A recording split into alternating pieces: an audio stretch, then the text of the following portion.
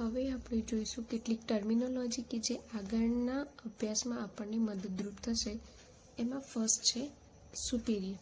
સુપિરિયરનો મતલબ થશે કે ઉપરની તરફનું. એટલે કે આપણે શરીરના કોઈ પણ ભાગ કે અવયવની વાત કરી રહ્યા છીએ તો તેનો ઉપરનો જે ભાગ હશે તેને કહીશું સુપિરિયર. અને એના પછી છે ઇન્ફિરિયર. ઇન્ફિરિયર મતલબ કે નીચેનું. શરીરના કોઈ પણ ભાગના નીચેના પાર્ટની વાત કરી રહ્યા છીએ ત્યારે તેને કહીશું ઇન્ફિરિયર. અહીંયા એવું નથી કે શરીરના ઉપરના ભાગને સુપિરિયર કહેવાશે કે નીચેના ભાગને ઇન્ફિરિયર કહેવાશે, પરંતુ માની લો કે હાથ છે તો પર્ટિક્યુલર હેન્ડને જે ઉપરનો જે ભાગ છે એને સુપિરિયર કહીશું, પરંતુ એની નીચેનો જે ભાગ છે તો એને કહીશું ઇન્ફિરિયર. પર્ટિક્યુલર કોઈ ફિંગરની વાત કરીએ છીએ તો એ ફિંગરનો જે ઉપરનો ભાગ છે તો એને કહીશું સુપિરિયર, જ્યારે તે જ ફિંગરની નીચેનો ભાગ છે તો તેને કહીશું ઇન્ફિરિયર. ઓકે. તેના પછી છે મિડલાઇન. મિડલાઇન એટલે કે શરીરના બરાબર વચ્ચે ઊભી કાલ્પનિક લાઇન. એટલે કે કોઈ ભૌતિક લાઇન આપણા શરીરમાં હોતી નથી, પરંતુ એક કાલ્પનિક લાઇન વિચારવાની છે કે જે વિચારવાથી આપણે સમજી શકીએ કે શરીરના બરાબર બે ભાગ થઈ શકે તો તેને કહેવાશે મિડ લાઇન. ઓકે. એના પછી છે મેડિયલ. મેડિયલ એટલે કે મિડ લાઇન તરફનું.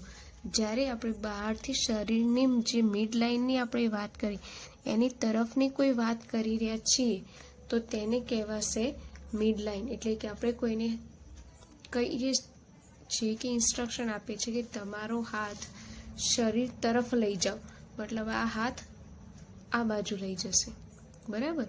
તો તેને કહેવાશે કે મિડ લાઇન તરફનું. ઓકે. એના પછી છે લેટરલ. લેટરલ એટલે કે મેડિયલથી વિરુદ્ધ દિશામાં.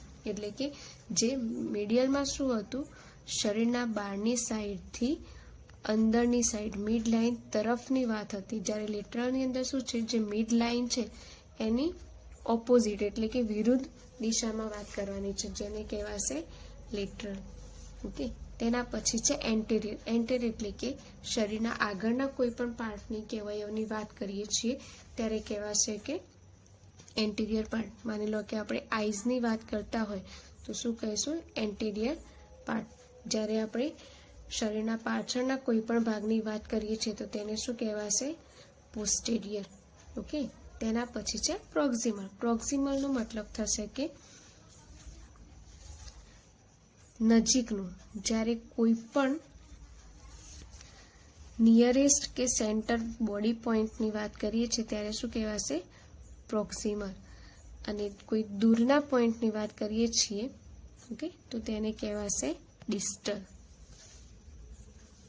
એના પછી છે ડોર્સલ. ડોર્સલનો મતલબ થશે પંજાની કે હથેળીની પાછળનો ભાગ, જેને કહેવાશે ડોર્સલ.